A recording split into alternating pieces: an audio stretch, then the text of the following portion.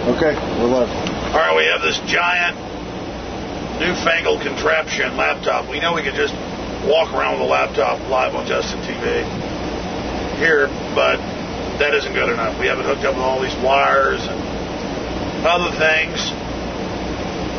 so that if the police attack us, we have a live record of what happened.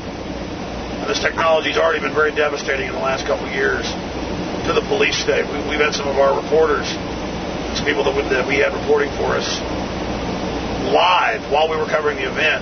Police arrest them and then claim that they'd done things they hadn't, like been violent or pushed somebody, and it's all on video that they didn't.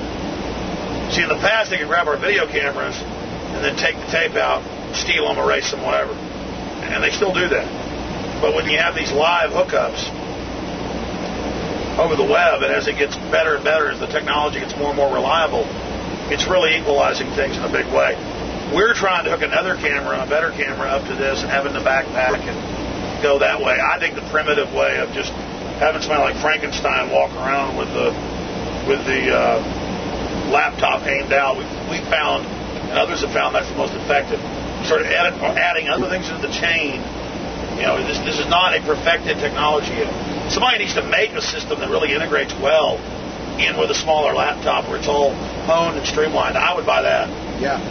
I'd pay top dollar for that. Something that's carefully cabled together. Yeah, carefully cabled together, where all the calibrations are right, and then where it's advertised, where for live events. Yeah. Or you know, just be awesome. Like an efficient camera that they build just for that. And like a system where if it knocks you off, it immediately redials. Right. And keeps trying. And wireless card maybe built into small, tiny wireless card. Exactly, small, tiny wireless card that's more secure, not like wiggling around on the side. And then if it gets knocked off, it starts trying with other protocols. Maybe a system that has two wireless cards built in if you want to for redundancy, we're going to flip to the next. But anyways, we're bemoaning it all. We're sitting here in an RV. One of our guys flew in late to Austin, Texas, and had his bags that were lost rerouted to Denver. So we're here while the anarchists run around with old men going, "Here's the money." In fact, I don't want to steal Rob's invitation. Rob, for the camera, give us invitation of how they're feds. Well, it'd be more like some old guy will come up and be, "Oh, here's some money. Go do your thing." Some dude, some old cranky, hunched over. "Oh, here you are." The anarchist will be like, "Thanks." Half of it goes immediately to and the old man has like 5 maybe. Yeah, he has like 5 or maybe more. He'll have the thumb mason ring and a big one right over there. Maybe a mason keychain. It was much funnier when Rob did it live and spontaneous. Yeah. About how there's always some little shifty old man handling the anarchists, and they're always being housed in government buildings and protected. And I'm just sick of these little bastards. I'm not saying every anarchist group, but I mean, they've been caught working for the New World Order, some of them. And day one, they're down there causing trouble, giving the police an excuse to crack down, legitimizing their military helicopters and their guys in Darth Vader outfits.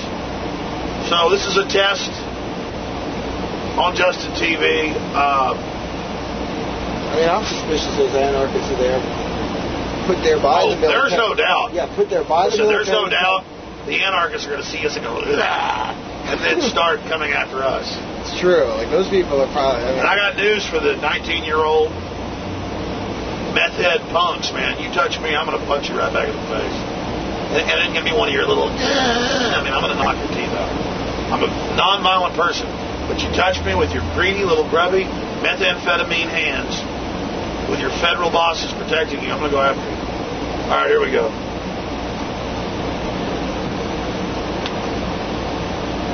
How many people were on? What's the other record button? Put higher, sorry. All right, and here we go.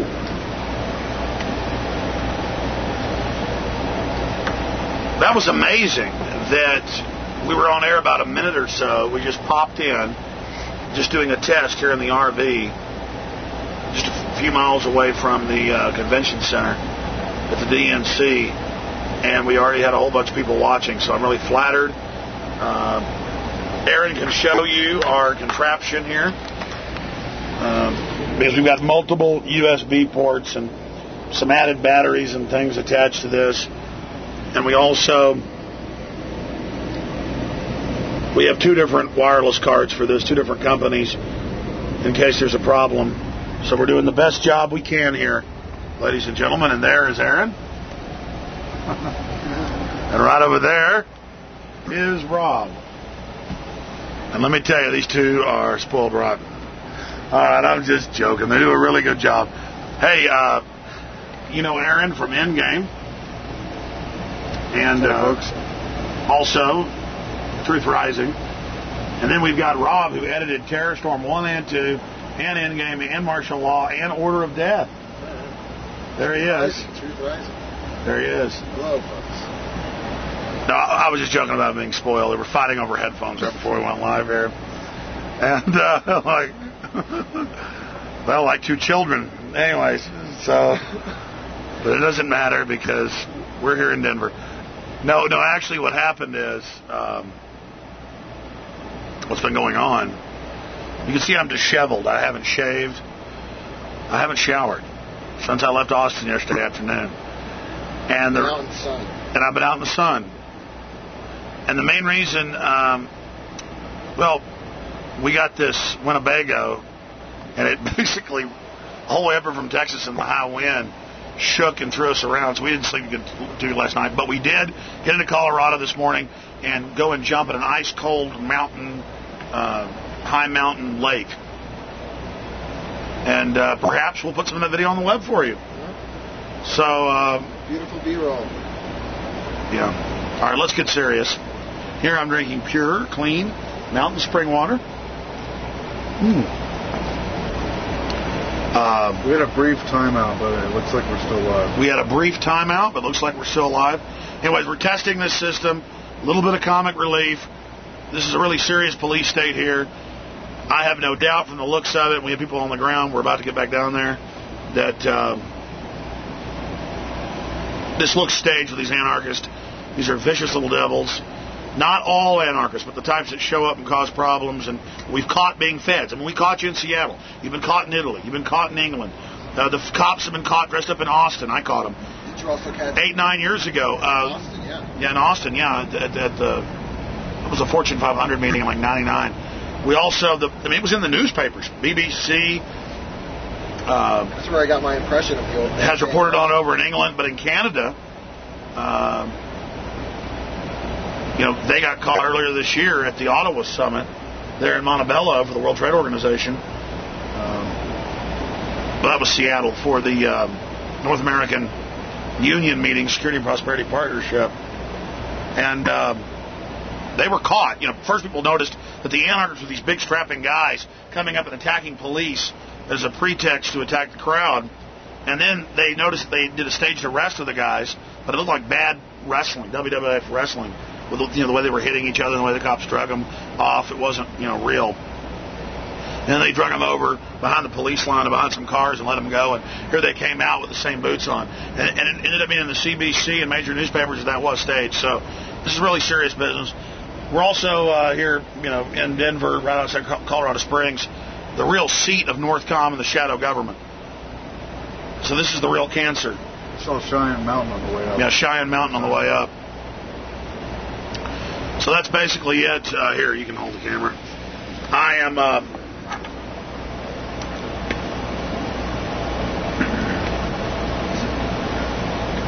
Just like light help. I'm tired. That's why I'm a little bit slow today. Does this help? Oh, sure. No, we've even got a little mini light now. Anyways, I'll light myself. Other side. Other side, yeah. Oh, man. Infowars.com.